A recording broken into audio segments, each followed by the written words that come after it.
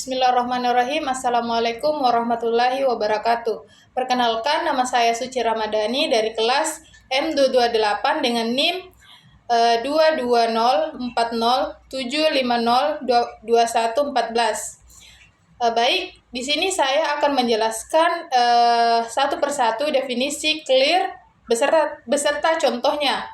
Dan saya juga akan menyimpulkan dari definisi clear. Dan saya juga akan menjelaskan apa pentingnya belajar public speaking. Yang pertama, communicate atau komunikasi.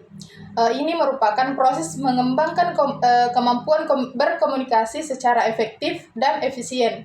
Dengan kata lain, komunikasi merupakan proses pertukaran dan pemahaman informasi antara dua pihak atau lebih. Proses ini melibatkan pengirim pesan, penerima pesan, dan saluran komunikasi.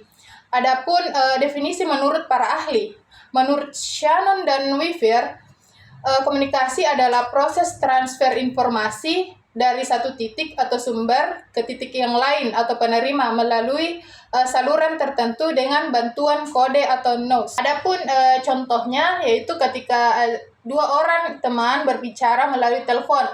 Orang pertama menyampaikan informasi atau perasaan melalui kata-kata, dan orang kedua mendengarkan serta merespon. Proses ini melibatkan kode dalam bentuk bahasa yang dipahami bersama, serta potensi gangguan atau noise seperti sinyal telepon yang buruk atau suara latar yang berisik. Yang kedua, lead. Lead ini meningkatkan keterampilan kepemimpinan melalui kemampuan berbicara di depan umum. Public speaking adalah alat yang kuat untuk kepemimpinan. Seorang pemimpin yang baik harus mampu menginspirasi, memotivasi, dan mengarahkan orang lain melalui kata-kata mereka. Kemampuan berbicara di depan umum membantu membangun kepercayaan dan kredibilitas yang merupakan aspek penting dari kepemimpinan. Adapun definisi menurut para ahli, menurut John C. Maxwell menyatakan bahwa kepemimpinan yang efektif memerlukan kemampuan untuk berkomunikasi dengan jelas dan memengaruhi orang lain.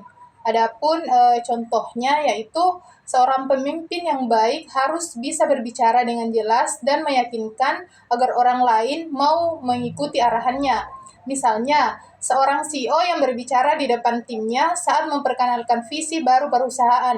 Dengan nada suara yang percaya diri dan kata-kata yang inspiratif, ia menjelaskan tujuan jangka panjang dan bagaimana anggota setiap tim berperan dalam mencapainya.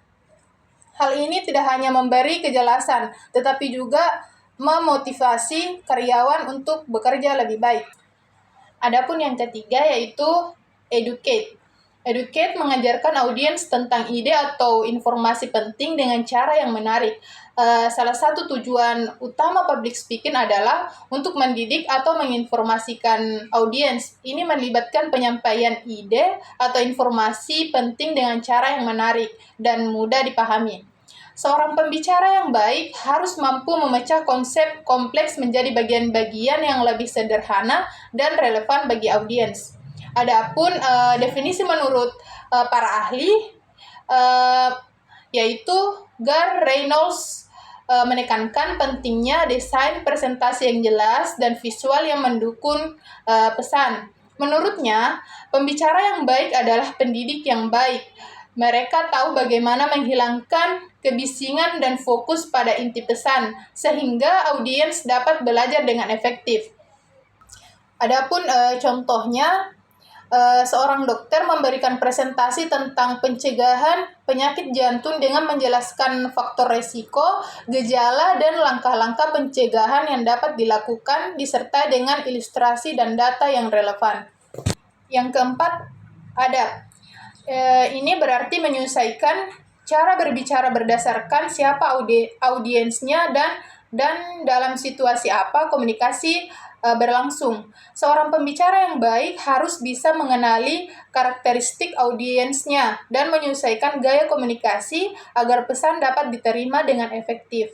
Adapun definisi menurut para ahli, menurut Joseph DeVito dalam bukunya The Interpersonal Communication Book, menyatakan bahwa komunikasi yang efektif memerlukan kemampuan untuk menyelesaikan pesan yang konteks, audiens, dan medium yang digunakan.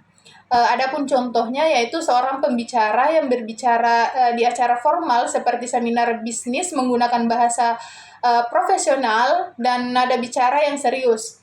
Namun saat berbicara dengan anak-anak di sekolah, ia mengubah gaya komunikasinya menjadi lebih santai dan penuh ekspresi agar lebih menarik bagi mereka. Yang kelima adalah represent. Represent mengacu pada kemampuan menjadi perwakilan dari suatu ide, kelompok, atau organisasi dengan cara yang profesional dan meyakinkan. Public speaking berperan dalam membangun citra diri dan kredibilitas seseorang sebagai representasi dari suatu yang lebih besar. Adapun definisi menurut para ahli, salah satunya yaitu Irving Goff, mendalam bukunya The Presentation of Self in Everyday Life, menjelaskan bahwa dalam setiap interaksi sosial, seseorang berperan sebagai aktor yang mempresentasikan dirinya atau organisasi kepada audiensnya. Adapun contohnya yaitu seorang duta merek berbicara dalam konferensi pers untuk memperkenalkan produk baru. Dengan sikap percaya diri dan pemahaman yang mendalam tentang produk tersebut, ia berhasil membangun kepercayaan publik dan meningkatkan citra positif perusahaan yang diwakilinya. Adapun kesimpulan dari apa yang saya jelaskan tadi yaitu terdapat akronim CLEAR dalam public speaking yang mencakup communicate, lead, educate, adapt, dan represent. Communicate menekankan penyampaian informasi secara efektif, sedangkan lead berfokus pada kepemimpinan melalui komunikasi, sedangkan educate bertujuan mengajarkan audiens dengan cara menarik, adapt menyelesaikan gaya komunikasi dengan audiens, dan yang terakhir represent menunjukkan profesionalisme dalam mewakili organisasi atau ide. Public speaking penting untuk menyampaikan ide dengan jelas, membangun kredibilitas, dan memengaruhi audiens. Kemampuan ini meningkatkan kepercayaan diri, mendukung kepemimpinan, dan memungkinkan komunikasi yang efektif di berbagai situasi profesional maupun sosial. Mungkin hanya itu yang bisa saya sampaikan. Mohon maaf bila ada salah kata. Wassalamualaikum warahmatullahi wabarakatuh.